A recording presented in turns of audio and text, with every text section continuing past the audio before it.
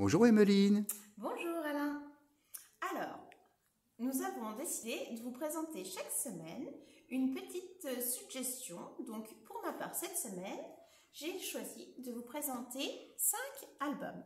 Donc, nous allons commencer par le petit collectionneur de couleurs. Donc, c'est des albums ou des contes, ça dépend pour moi. Alors, c'est un livre écrit par Sylvie Poilvet. C'est l'histoire d'un petit bonhomme qui décide de partir en voyage sur un nuage. Et il va découvrir des pays de différentes couleurs. Donc, je vais vous montrer quelques pages. Donc, c'est un album très poétique. Donc, le petit bonhomme a marché. Il est arrivé dans un pays tout jaune. Jaune citron, jaune bouton d'or, jaune soleil. Il continue son voyage et il arrive alors dans un pays tout rouge. Rouge tomate, rouge coquelicot, rouge baiser, etc., etc. Donc, c'est un bel album qui fait partie d'une collection qui s'appelle « Les belles histoires des tout petits ». C'est une collection que j'aime énormément. Toujours pour rester dans le thème des couleurs, mais différent. Homme de couleur de Jérôme Ruyet. Alors, celui-là, contrairement à ce qu'on pourrait penser, il n'aborde pas vraiment les couleurs. Il parle plutôt de la différence, la tolérance et le racisme. Donc là, par contre, je vais vous en lire plusieurs pages parce qu'il est vraiment très intéressant et très sympa. Moi, homme noir, quand je suis né, j'étais noir. Toi, homme blanc, quand tu es né, tu étais rose. Quand j'ai grandi, j'étais noire. Toi, quand tu as grandi, tu étais blanc.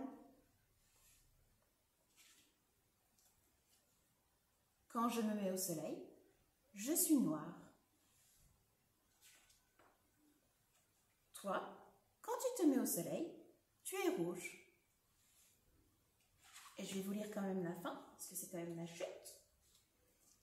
Et tu m'appelles homme de couleur? Voilà, donc c'est une belle façon d'aborder la différence.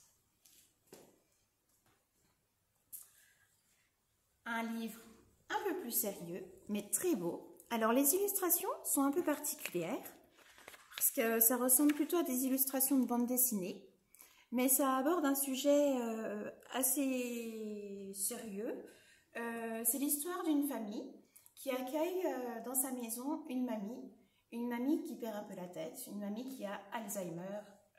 Et du coup, les petites filles vont faire des dessins pour aider la mamie à s'intégrer dans la maison, à trouver ses repères, etc.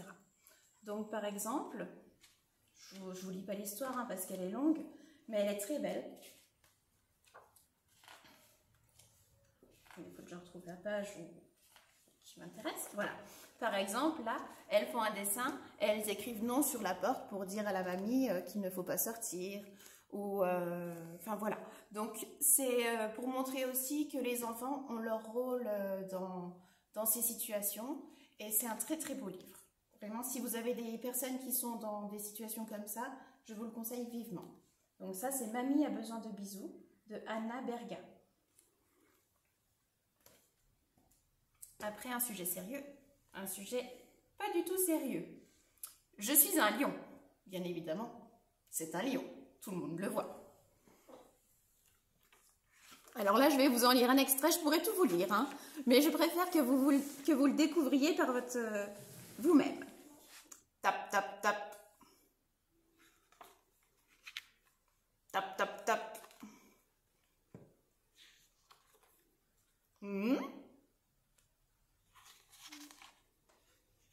Et toi, tu peux te pousser de là?